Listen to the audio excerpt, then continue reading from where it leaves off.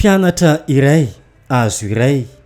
Ino tanjona napetraka amin'ity taona ity ato anatin'ny Fambolenkazo ka isany andrianjara mavitrika amin'izany ireo mpianatra manerana ny Madagasikara.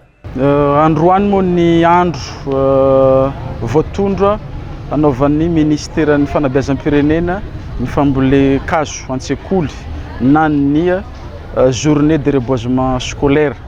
Dia manatanteraka an'izany tsika ato anatin'ny Cisco Mahajanga voalohany izay iarahana amin'ny ekipan'ny draine ny ekipan'ny Cisco ka ato amin'ny EPP fiarovana no safidiana amin'izany.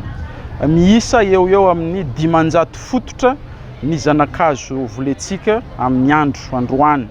Dia eto moa manararaotra ny fiaramiasa amin'ny DRED izay nanomentsika ireo zanakazo mantali ireo tena isorana mitafotafo zareo na foya nanome ireo zanakazo BDB ireo.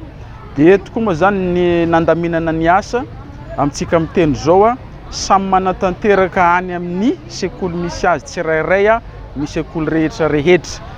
Miisa 520 mo ny sekoly mpanjakana misy amintsika eto dia anatiny manatanteraka an'izany ry zareo amintsika mitendry zao zany. Ka io anisan'ny manamafy ny vinan'ny fitondram-panjakana dia hoe azo ray mpianatra ray. Fanombohana ihany ny antsika androany fa mbola ho avy ny tena izy izay arahana amin'ny mpianatra rehetra tsy ankanavaka izay misy fotoana voatokana anaovana an'izany any amin'ny toerana fanaovantsika reboisement isan-taona. Teto amin'ny EPP fiarovana ampisikiny no nanokafana ity Fambolenkazo ho an'ny mpianatra ity ho antsika ato anatin'ny Cisco ny Mahajanga voalohany anio talata fa 20 janoary 2024.